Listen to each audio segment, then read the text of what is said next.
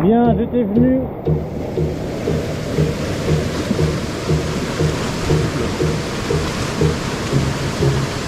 Bien, j'étais venu vous parler du sujet des victimes. Et l'endroit n'est pas très approprié, l'eau monte, on va faire demi-tour.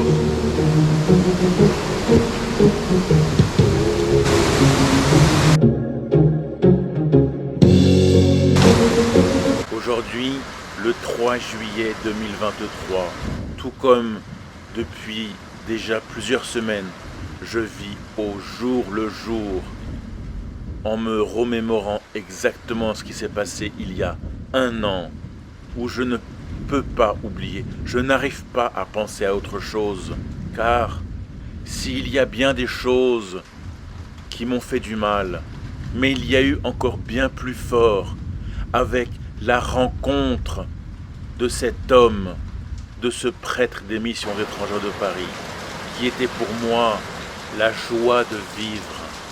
Oui, vous avez bien entendu, car le Père Philippe avait une manière de s'exprimer qui était tellement naturelle, agréable, que la rencontre était toujours pleine de bonheur, de sourire, mais aussi d'attention. Et un homme atteint du syndrome d'Asperger a besoin d'attention, a besoin d'aide, a besoin d'être soutenu. Le père Philippe Rittershaus avait plusieurs cordes à son arc.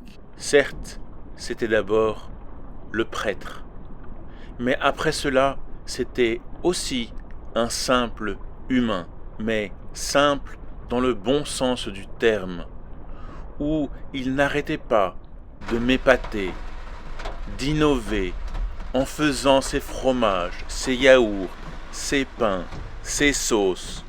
C'était vraiment, j'avais Mary Poppins devant moi, avec sa baguette magique qui sortait sans cesse et sans cesse des nouveautés de son sac.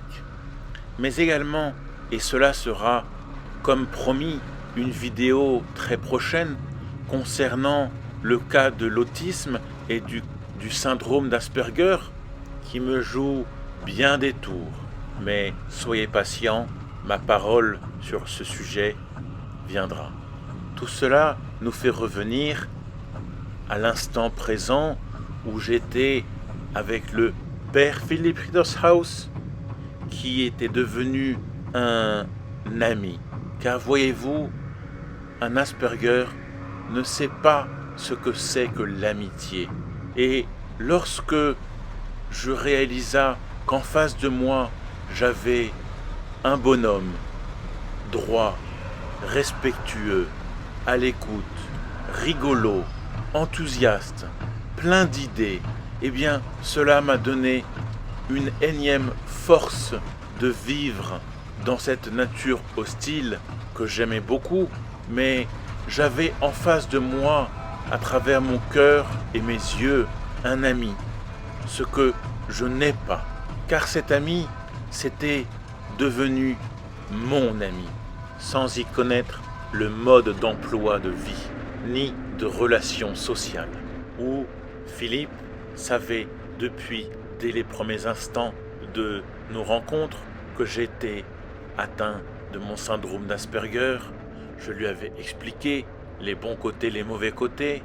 Donc, il y avait une entière confiance entre nous. Du moins, moi j'avais une entière confiance envers, et de un, le père Philippe, missionnaire MEP, et de deux, mon ami Philippe, qui, les deux réunis, furent un cadeau venu du ciel.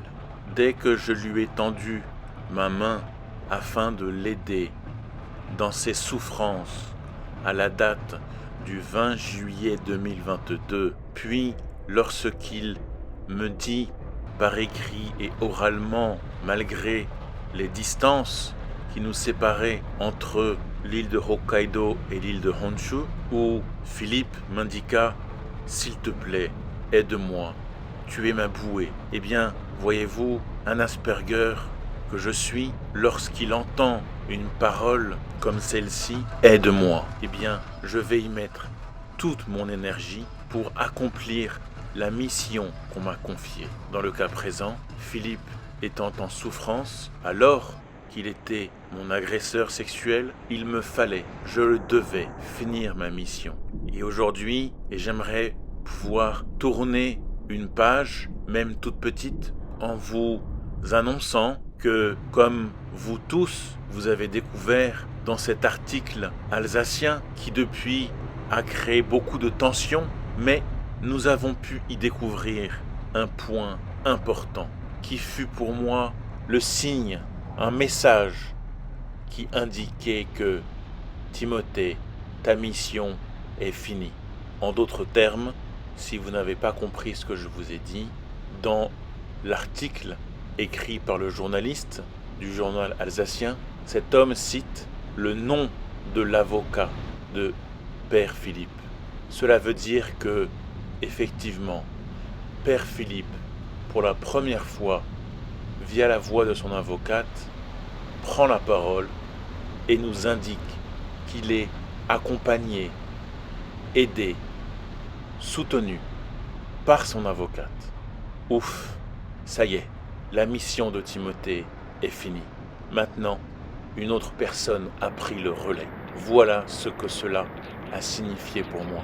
C'était à la fois un message de soulagement, car il m'était très pénible d'aider Philippe, car il était, comme je vous l'ai indiqué, mon père, accompagnateur, confesseur, confident, puis mon ami, puis mon prédateur, mon voyeur et mon abuseur sexuel. Tout cela était extrêmement pénible pour moi à gérer, mais je me devais d'aller jusqu'au bout. Alors, pour la dernière fois, je le dis, je ne regrette pas d'avoir aidé le Père Philippe, car lorsque quelqu'un vous demande de l'aide, vous ne pouvez pas l'abandonner en cours de route. Cela n'est pas ce que Dieu nous a indiqué. Cela n'est pas ce que le cerveau de Timothée l'Asperger pense. Non. Alors ça y est, Philippe, tu es entre de bonnes mains avec Maître Doumik. Eh bien, bon courage à toi. Sauf que, ne pense pas avec ton avocate que je vais tout laisser tomber. Oh que non, car dès l'instant où tu as été entendu par tes supérieurs des missions étrangères, tu as menti, ou alors vous avez comploté pour mentir. Non, Père Philippe Rittershaus, je ne vous ferai plus de fleurs. C'est terminé. Entre les 20 et 25 juillet 2022, vous avez reconnu vos erreurs et vos crimes. Vous avez reconnu et vous êtes allé même jusqu'à dire pardon et à avouer les faits. Sauf que voilà, le 30 juillet 2022, lorsque vous étiez avec le Père Sénéchal en France, sur le chemin de votre couvent, vous avez décidé tous les deux de changer la donne en disant que les rapports étaient consentis. Père Philippe Rittershaus, c'est très grave ce que vous avez mentionné ce fameux 30 juillet, puis publiquement dans la lettre du 2 août du Père Vincent Sénéchal, car le 25 juillet, lorsque vous avez été entendu par téléphone par les pères Sénéchal, Frécon et surtout votre responsable Japon, le père François-Xavier Or, où il vous a demandé si vous aviez agressé sexuellement Timothée Béguin. Vous, Père Philippe Rittershaus, vous avez dit et avoué à Père François-Xavier que c'était la vérité. Avec tout cela, à être contraint de subir ces paroles, ces actions, j'aimerais vous dire juste quelques mots, car je crois être avant tout un humain où, oui, j'ai peur, j'ai très peur. J'ai peur car je ne comprends pas qu'un homme d'église qui est déjà connu de par ses relations sexuelles avec ses supérieurs des missions étrangères de Paris, mais aussi avec les séminaristes et ses confrères MEP, dominicains, sulpiciens, SVD, etc., etc., où la preuve véridique provenant du père Philippe lui-même reconnaît les actes prémédités sur moi avant de passer aux actes. Avec tout cela, je peux vous garantir que oui, j'ai peur. Oui, ma vie ne tient qu'à un fil. Oui, je me ramasse des énièmes traumatismes, car cette situation est invivable. Je ne comprends pas pourquoi le père Philippe, qui avait une vocation, qui marche dans les pas de Dieu, qui a des paroles saines pour aider, pour accompagner, je ne comprends pas qu'il puisse en venir à mentir, encore et encore, comme il l'a fait 15 ans durant, à cacher, à minimiser. Voyez-vous ça? Je ne comprends pas, et j'en souffre énormément. Alors que ma parole de ce jour était dédiée aux victimes, mais plus particulièrement à moi, Timothée, la victime, et tout ce que j'ai dû subir à partir du 21 juillet 2022 jusqu'à quand? Je ne le sais pas, l'avenir nous le dira.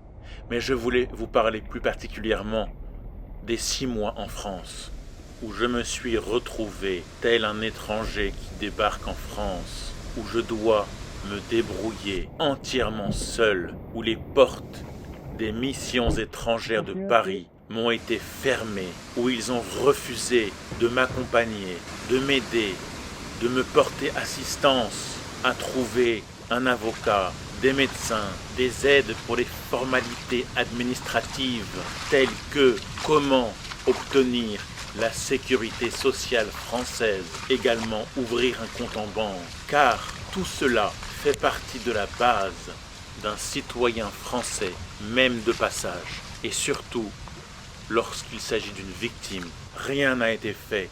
Je me suis retrouvé seul à la rue. Voilà de quoi je voulais vous parler aujourd'hui.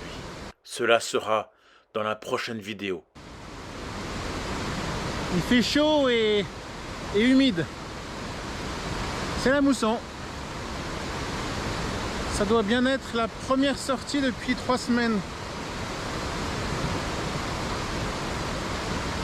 Je tenais à vous emmener aujourd'hui pour vous faire partager